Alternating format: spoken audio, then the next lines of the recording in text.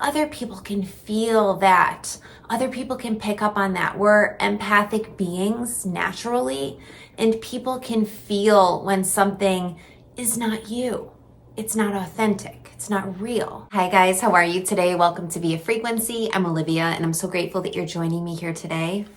Via Frequency is a channel where we explore the elevation and evolution of human consciousness, as well as come to a point where we can truly realize, recognize, and actualize our already innate wholeness so that we can better balance our humanity with our divinity and truly walk in that divinity while here on this 3D plane. So today I have a quick little concept for you, and I'm really just going to be giving my take on the term toxic positivity and what that means to me. This video was inspired by a conversation I just recently had the other day. And I remember when I was very early on my spiritual path, and I used to wonder, what does toxic positivity mean? Because I was used to the term being used for somebody being overly positive in any situation that was basically overtly negative. It seemed to imply that the person was delusional, that the person was in some form of denial or out of touch with reality. Now, when we are trying to manifest something or bring some sort of change or transformation into our lives, having a certain level of delusion can be very effective because you have to be the creator. You're creating the story. So you're not just reacting to what your 3D world, your external world is giving you. If you are the cause to the effect, to your environment, in your experience, and the events and the things and the people that you choose to interact with and participate with in this reality, then you have to take what you're seeing in the present moment and certainly have acceptance for it. That's one lesson I've learned. It's that you can't really make the leap from unmanifested to manifested, or the old self to the new self, without first accepting what is.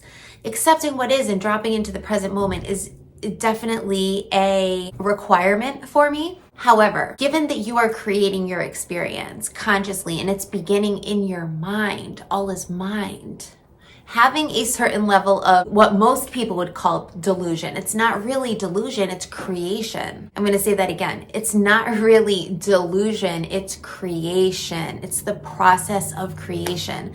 And the process of creation, from bringing something down from the mental plane into the physical, takes some time at times, and it takes time for us to begin resonating on the frequency of the experience we're trying to have, or that which we're trying to bring into fruition. It takes time oftentimes for us to sync up with the experience on a frequency level. If we could just snap our fingers and adjust our frequency to exactly what we're trying to experience, manifestation could oftentimes be instant.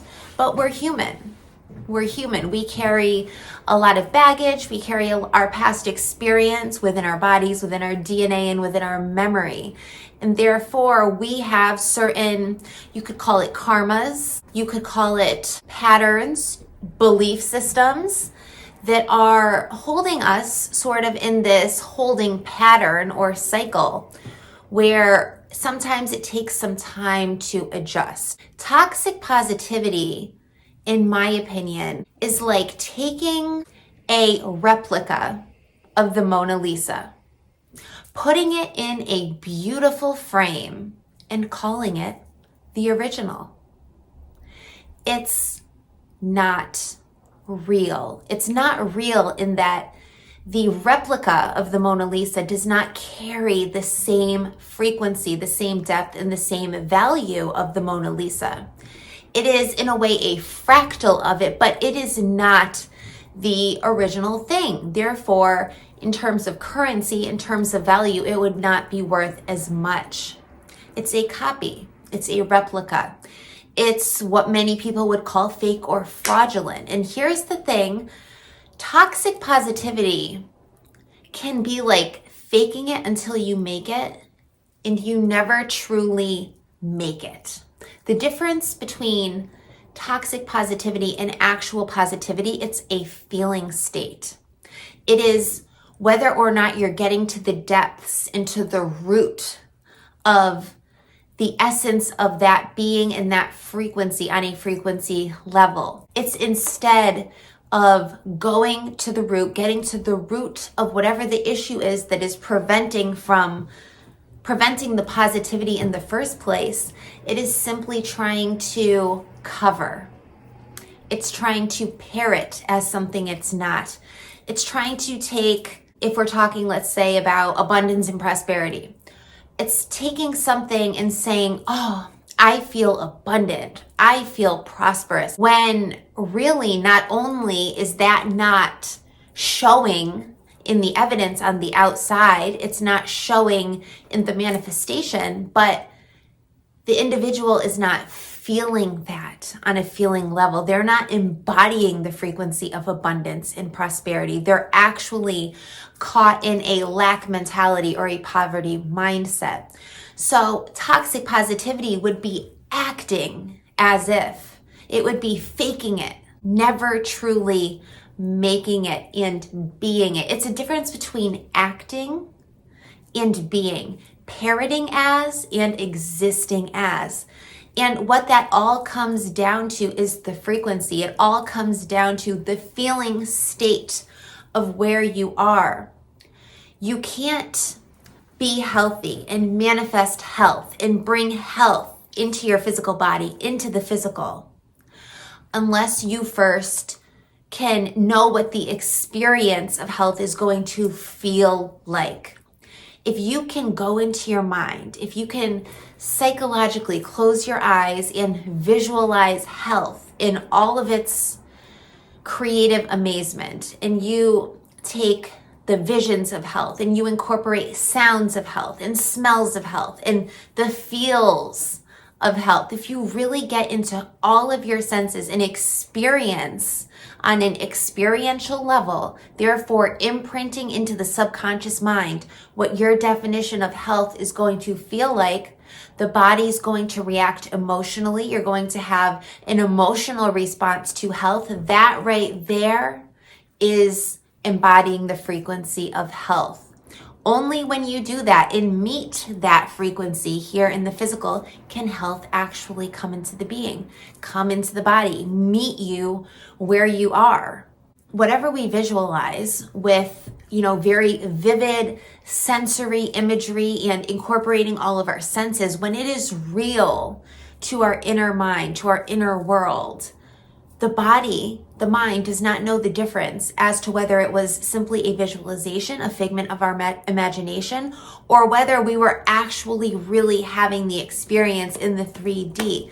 And that's truly the magic of manifestation. It's creating the feeling state and then taking it into the physical, allowing yourself to embody that creation that started in your mind, in your imagination, in your mind's eye. That is the true essence of creation.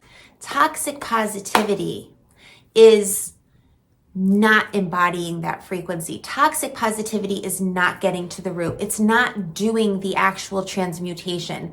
It's simply throwing on an expensive coat, some nice shoes, and saying, I'm abundant and I'm prosperous, when really you're not feeling that way at all. Because toxic positivity also has this element of not being able to sustain and not being able to hold, I see it as almost a chasing. It's almost like chasing that positive feeling. It's almost trying too hard. It's almost doing too much, if you will. That's toxic positivity. It's not genuine, and it never feels natural. Now, not to say that a lot of transformation and change and coming out of our comfort zones feels natural. Shadow work, inner work, transformation, transmutation, a lot of these things require becoming uncomfortable. They're not always easy. They're not always simple. They don't always feel like flow and like, the stereotypical picture of spiritual awakening that you'd get in your mind or manifestation. No, sometimes it's a process. It's a process, and we have to build and work level to level sometimes in order to get from where we were to where we're going, or where we were to where we are now if we're trying to live in that end moment. It's not trying too hard. It's not doing too much. And it's not completely and totally unnatural either. Once we can adopt that frequency, it's going to fit like a puzzle piece. It's not going to continually feel like resistance and like pressure once it writes into our subconscious. Once it really sets in and reprograms those old beliefs, it will become natural. Toxic positivity, it never feels natural. It always feels like a farce. And not only does it feel like a farce for the person is expending so much energy to maintain that toxic positivity, but other people can feel that. Other people can pick up on that. We're empathic beings naturally, and people can feel when something is not you. It's not authentic. It's not real. You have to embody the feeling state in order to not fall prey to this sort of toxic positivity. Toxic positivity is superficial, it's surface level, it's a covering. It's not a true transformation within. And toxic positivity, we can fall prey to these types of things in the mind when we don't go deep. When we resist doing the transformative work that allows us to travel from point A to point B or point A to point C. When we resist the process, when we resist feeling the feelings and confronting what's actually inside of us in an attempt to maybe run from our emotions or run from difficult experiences, or for us not to experience something that is uncomfortable to us or new or just not within our comfort zone or nothing familiar.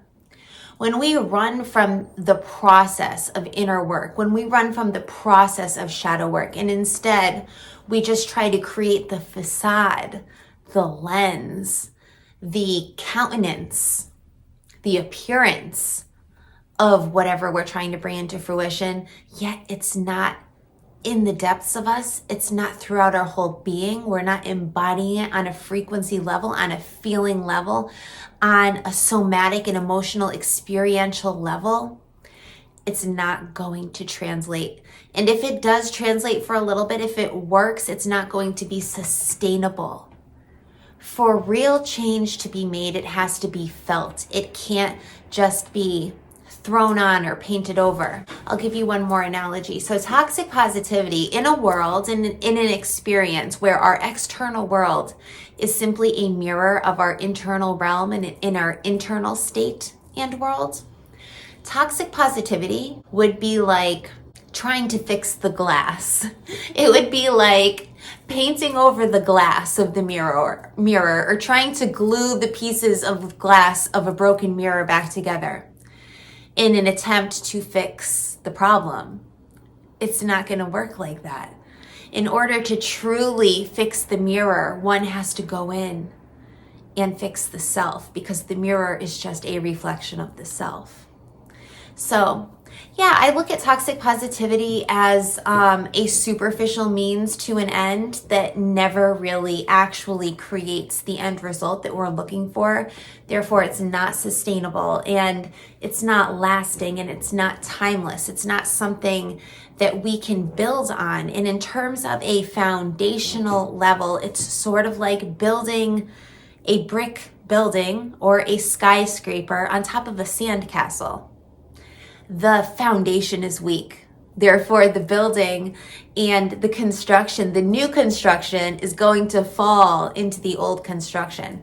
And this is why it's so important that when we're building something new of anything, even an entirely new paradigm, like what's going on in the world right now. I mean, we're really shifting paradigms in so many ways in this space that we're in and in this realm. But in order for that to occur, the old paradigm has to be torn down. You cannot just build something new on top of the old, on top of the unresolved BS that is coexisting there. It's not going to work. It's not going to be coherent. It's not going to synergize.